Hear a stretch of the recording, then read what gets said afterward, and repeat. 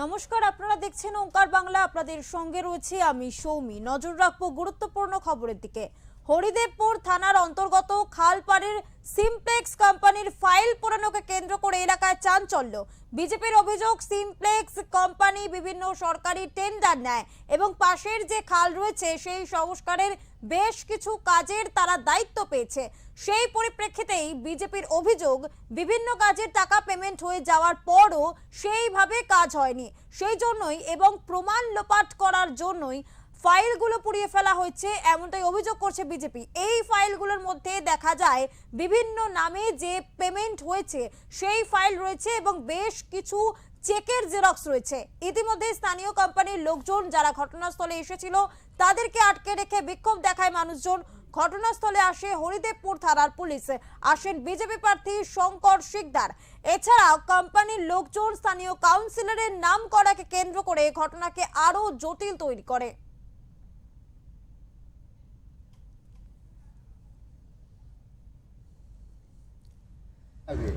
আমরা খুলে দাও না ছবি।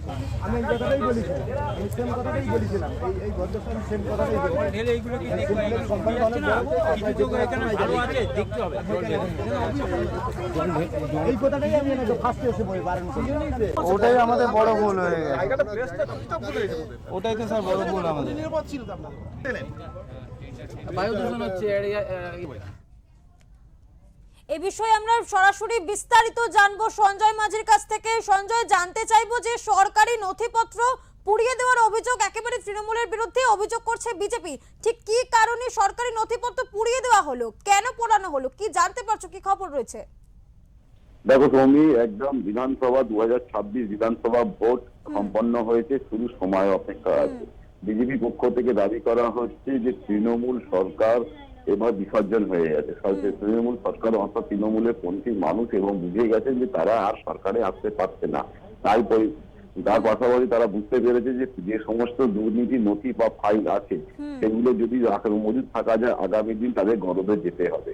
এবং হরিদেবপুর থানার অন্তর্গত আছে খালপাড়া যে সিমপ্লেক্স কোম্পানি আছে, সেই কোম্পানির যে নথি এবং বলা যায় ফাইল বা কিছু চেক, যে চেক গুলো বা কিছু টেন্ডারের কাগজপত্র যেগুলো সরকারি টেন্ডার, বিভিন্ন দেখা যায় মূলত খালের সংস্কারের কাজ, শুধু বড় বড় কাজের দায়িত্ব, তারপরে সেই কাগজগুলো পেয়েছে এবং সেই পেমেন্ট, টাকার যে পেমেন্ট রিসিপ্ট, সেই রিসিপ্ট দিয়ে দেওয়া হয়েছে, সেগুলো কাজ না করে কারচুপি করা হয়েছে। মূলত সেই প্রমাণের যে ফাইল পত্রগুলো আজকে সেইগুলো একটা খালের ধারে এনে সিজিও কমপ্লেক্সে কিছু কর্মী এবং তার সঙ্গে তৃণমূল সমর্থিত কিছু কর্মী তারা সেগুলো আগুন ধরিয়ে দেয়। প্রথমে ঘটনাটি স্থানীয় মানুষের চোখে পড়ে, তারপর চোখে পড়া আসাতে স্থানীয় মানুষ জমতায় আগ্রহের সঙ্গে ভিড় করে এবং এই ভিড়কে দেখে দেখে ওখানকার বেহালা পূর্বের যে প্রার্থী শঙ্কর বাবু তিনিও ঘটনাস্থলে আসেন এবং বেশ কিছু বিজেপি কর্মী সমর্থন ঘটনাস্থলে এসে উপস্থিত হন।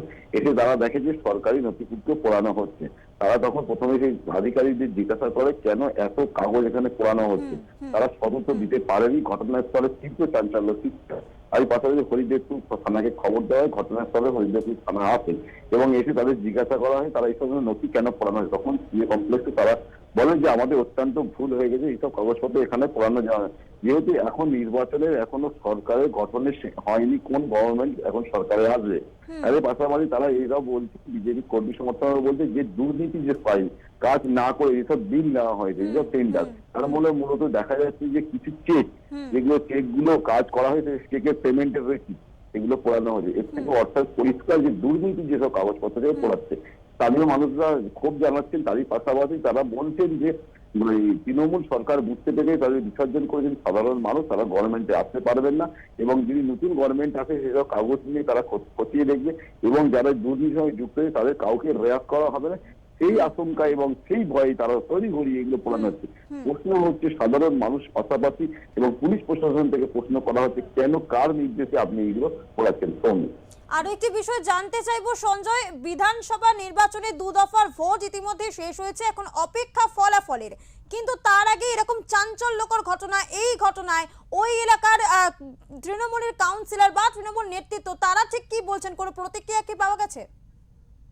এই বিষয়ে আমার স্থানীয় যারা তৃণমূল নেতৃত্ব তাদের সঙ্গে কথা বলার চেষ্টা করি, তারা এই বিষয়ে কোনো মন্তব্য করতে না চাইলেও তারা আমাদের বলেছেন এইগুলো সিজিও কমপ্লেক্সের ব্যাপার, তাদের কোম্পানি অভ্যন্তরীণ ব্যাপার, এটা তৃণমূলে কংগ্রেসের কোনো যোগসূত্র নেই। তাদের প্রয়োজনীয় কাগজ তারা ডাস্টবিনে ফেলবে কি গঙ্গার জলে ফেলে দেবে কি জ্বালিয়ে দেবে সম্পূর্ণ তাদের ব্যাপার। কিন্তু তাদের যখন প্রশ্ন করা হয়েছে যে বিজেপি সরাসরি আপনারা যে অভিযোগ করছেন যে আপনারা সরকারে আসতে পারবেন না বলে আপনাদের কিছু কর্মী এবং দুর্নীতির সঙ্গে যারা যুক্ত তারা এসব কর্মসূচি করছেন, তখন তারা পরিষ্কার জানিয়ে দিলেন যে তৃণমূল এইসব দুর্নীতির সঙ্গে যুক্ত নয়।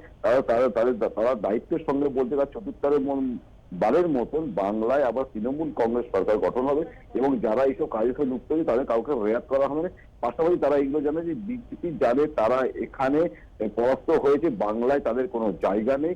এবং গতকাল একটি ঘটনা হয়েছিল, সেই ঘটনা পরিপ্রেক্ষিতে তারা আরো বলেন যে কেন্দ্রীয় বাহিনীকে কোথাও দেখতে পাওয়া যাচ্ছে না যা আছে রাজ্যে, কিন্তু কেন্দ্র সরকার এখন যেহেতু নির্বাচন কমিশনের অধীনে রাজ্য এবং সেন্ট্রাল পুলিশের দায়িত্ব নির্বাচন কমিশনের হাতে, কেন তারা কি জন্য নথি এনে পড়ালো সেইগুলো দেখার দায়িত্ব তাদের, তৃণমূল কংগ্রেসের দেখার দায়িত্ব নয়। তারই পাশাপাশি বলি যে টেন্ডার দুর্নীতি যদি হয়ে থাকে, একাধিকবার অভিযোগ করছে বিভিন্ন মামলা মহামান্য আদালতে কর্মদিন বিচারাধীন আছে, কিন্তু সেখানে এখনো পর্যন্ত কোনো সদুত্তর পাওয়া যায়নি। বিজেপির হচ্ছে এটা কালচার এবং বিজেপি এরা বিশ্বাস করে যে কোনো তৃণমূল নেতাকে কলঙ্কিত করার জন্য ইডি সিবিআই যে এখনো পর্যন্ত তৎপর করা হচ্ছে।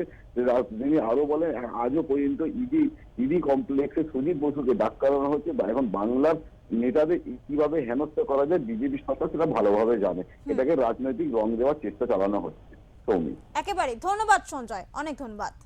যে খবর আপনাদের জানাচ্ছিলাম, বেহালায় সরকারি নথিপত্র পুড়িয়ে দেওয়ার অভিযোগ করলো বিজেপি একেবারে সরাসরি তৃণমূলের বিরুদ্ধে। যদিও এই ঘটনায় তৃণমূল কংগ্রেস কোনো প্রতিক্রিয়া দেয়নি, তারা বলছেন এই ঘটনায় তৃণমূলের কোনো যোগসূত্র নেই।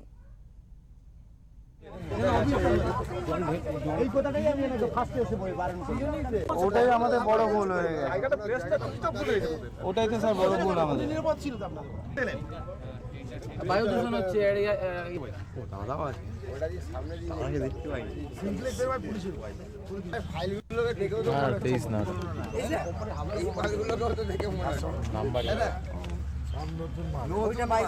এখানে যারা এসছে ওরা পুরানো ফাইলের কথা বলছে, পুরানো রিপ্লেস ফাইল ওরা পুরাচ্ছে।